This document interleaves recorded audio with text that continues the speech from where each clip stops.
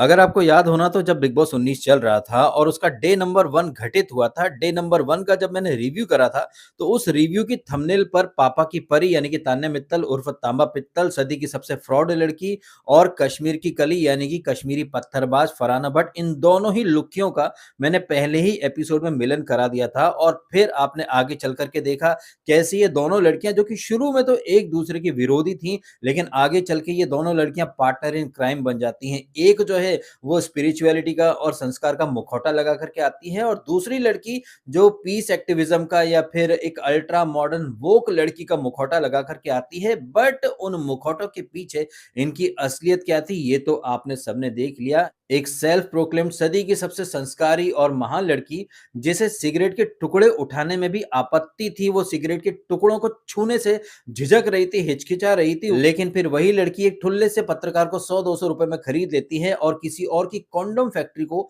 अपनी फैक्ट्री बोल करके दुनिया को चूतिया बनाती है। वो लड़की जिसे बहुत ज्यादा दिक्कत थी कि मैं सिगरेट के जो टुकड़े हैं उन्हें नहीं छू सकती, बट वही लड़की जो है वो कॉन्डोम के पैकेट्स उठाती है। और ये सिर्फ पहली बार नहीं है, इनफैक्ट इस लड़की की एक रील वायरल होती जहां पर वो एक कबर्ड खोलती है तो भर भरा के कॉन्डोम के कई सारे पैकेट गिर पड़ते हैं। कहने का मतलब ये है कि वो तांबा पित्तल जिसने दुनिया को चूतिया बनाया, संस्कार के नाम से, सनातन के नाम से, स्पिरिचुअल के नाम से या मोटिवेशनल स्पीकर के नाम से, जब भी कोई उसके ऊपर उंगली उठाता था वो एक ही बात कहती थी कि भैया मैं तो मंदिर जाती हूँ और मैं बड़े ही सीधे साधे घराने से ताल्लुकात रखती हूँ, मैं तो 6 बजे के बाद बाहर भी नहीं निकलती हूँ और मैं सिगरेट के टुकड़े को छू भी नहीं सकती। लेकिन फिर यही सदी की सबसे संस्कारी, सबसे स्पिरिचुअल और सबसे शालीन और कुलीन लड़की जो है वो कॉन्डोम फैक्ट्री की मालकिन के तौर पर खुद को दर्शाती है। साथ ही साथ sex toys, fantasy, porn stuff, इस तरह की चीजों में भी वो शामिल है। ऐसी बातें आती हैं और फिर यही लड़की आगे चल के एकता कपूर के साथ मिलती है। और आप देखिए भाई साहब यहाँ पर क्या जबरदस्त मिलन हुआ है डिमांड एंड सप्लाई का। एकता कपूर जो कि गंदी बात जैसी वेब सीरीज बनाती थी जिसमें कि भैया पॉर्न स्टफ होता था, और आदमी जब पॉर्न स्टफ देखेगा तो वो उत्तेजित होगा और उत्तेजना में आकर के उसे एक प्रोडक्ट की जरूरत पड़ेगी, और वो प्रोडक्ट क्या है? वो है कॉन्डोम, जो कि ये तान्या मित्तल बनाती है। तो आप समझ सकते हैं कि एकता कपूर और तान्या मित्तल का जो ये मिलन हुआ है, ये डिमांड और सप्लाई का मिलन हुआ है। और इसके अलावा कहीं ना कहीं एकता कपूर ने तान्या मित्तल के अंदर अपने यंग वर्जन को देखा होगा। आपको तो पता ही है ना कि कैसे एकता कपूर ने पहले पारिवारिक शोज के माध्यम से दुनिया को चूतिया बनाया, कभी तुलसी, कभी ये पार्वती, कभी कहानी घर घर की, कभी छाछ भी दही थी। पहले तो ऑडियंस को इकट्ठा करा फैमिली शो के नाम से, फिर उसी ऑडियंस को क्या दिखाई? गंदी बात।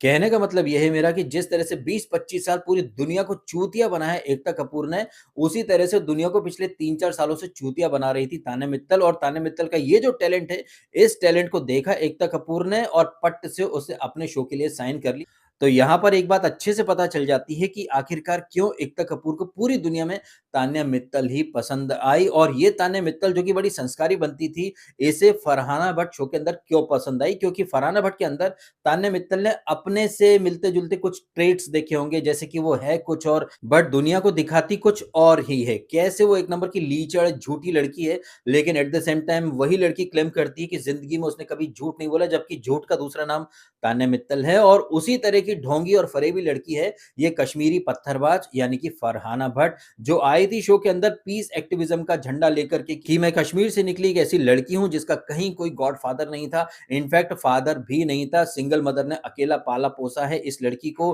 और कश्मीर में थी तो जाहिर तौर पर इसके ऊपर तमाम पाबंदियां थी, लड़कियां बाहर नहीं जा सकती, क्योंकि बाहर जाएगी तो मुल्ले मौलाना जो है वो फतवा इश्यू कर देंगे। तो ऐसे मुल्ले मौलाना से लड़के बगावत करके ये लड़की जैसे तैसे मॉडलिंग करके बिग बॉस तक आई। और बिग बॉस में इस लड़की ने एक बार भी हिजाब, बुर्का कुछ नहीं डाला था। बट यही लड़की अब बाहर आकर के उस ईरान के खैमनाई को डिफेंड कर रही है, सपोर्ट कर रही है, जिसने ईरान के अंदर महिलाओं को घर के अंदर बंद करके रख दिया था। महिलाएं वहां पर खुल करके बाहर नहीं आ सकती थी, खुल करके सांस नहीं ले सकती थी, और ईरान के अंदर महिलाओं को कोई भी basic facilities, basic right, human right कुछ भी नहीं मिला करते थे। उस ईरान का जो सुप्रीम लीडर था खैमनाई, उसकी मौत के ऊपर ये लड़की यानी फरहाना भट्ट आंसू बहा रही है, जो कि बिग बॉस के अंदर तो आकर के मर्दों से बराबर टक्कर लेती थी, गौरव खन्ना के अचीवमेंट का मजाक उड़ाती थी। लेकिन वो खैमनाई जिसने औरतों को मतलब जूते की नोक के नीचे दबा करके रखा था, उस खैमनाई को ये डिफेंड कर रही है कि वो मसीहत हमारे दिल में है, ये है वो है। तो यहाँ पर एक बात अच्छे से पता चल रही है कि बिग बॉस के अंदर तान्या मित्तल और फरहाना भट्ट, इन दोनों लड़कियों ने मिल करके पब्लिक को चूतिया बनाया है।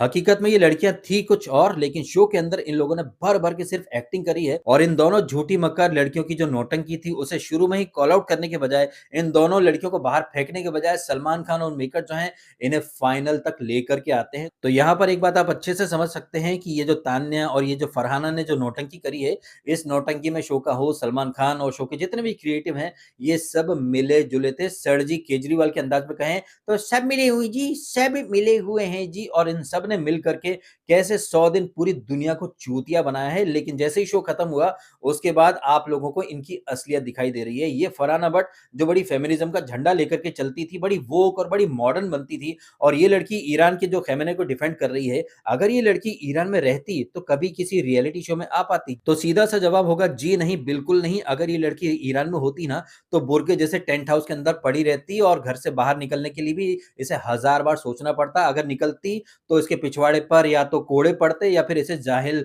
वहशियों के हवाले कर दिया जाता। बात तो सही है।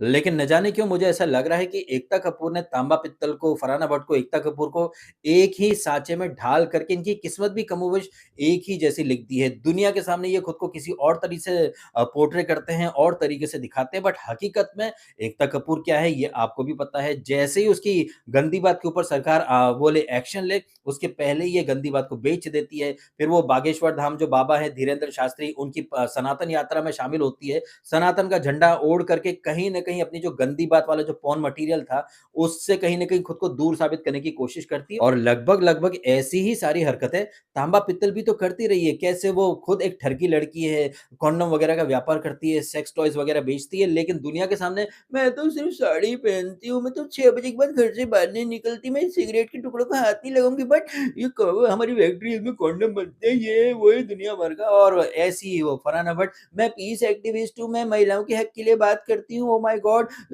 कश्मीर के कठमुल्लों ने ये करा था, वो करा था, मैंने सबसे बगावत करी, लेकिन ईरान का जो कठमुल्ला है, उसे ये डिफेंड कर रही है। तो इन लोगों की असलियत क्या है, ये आपको टाइम के साथ पता चल रहा है। अब ये थे मेरे ऑब्जर्वेशन तांबा पित्तल के बारे में, एकता कपूर के बारे में, उनका डिमांड और सप्लाई वाला जो कनेक्शन है, उसके बारे में और ये फरहाना भट्ट जैसे लोग जो भले कितने ही आगे बढ़ जाएँ, बट इनकी जो सोच है ना, वो रेडिकल थी, रेडिकल है और रेडिकल ही रहेगी। और वो तमाम हिंदू जो अब भी इस फरहाना भट्ट नाम की आतंकवादिन को डिफेंड कर रहे हैं, सपोर्ट कर रहे हैं, आँखें खोल लो यार, तुम जैसे चूतियों ने वो मुन्नी बदनाम को सेलिब्रिटी बना दिया और फरहाना भट्ट जैसी पत्थरबाज है, इसको भी तुम लोगों ने सेलिब्रिटी बना दिया और ये जो कठमुल्ले होते हैं, ये जाकर के सीधा गला काट देते हैं, लेकिन तुम लोग इन्हें अभी भी ब्लाइंड डिफेंड करते हो, सपोर्ट करते हो। चुल्लू भर पानी में डूब मरना चाहिए उन तमाम लोगों को, जो अब भी फरहाना भट्ट या मुन्नी बदनाम जैसे लोगों को डिफेंड करते हैं, सपोर्ट करते हैं या ग्लोरीफाई करते हैं। चलिए, इन्हीं बातों के साथ मैं ये वीडियो कर देता हूँ खत्म। आपने समय निकाला, वीडियो देखा, आपका बहुत-बहुत धन्यवाद। Thank you so much.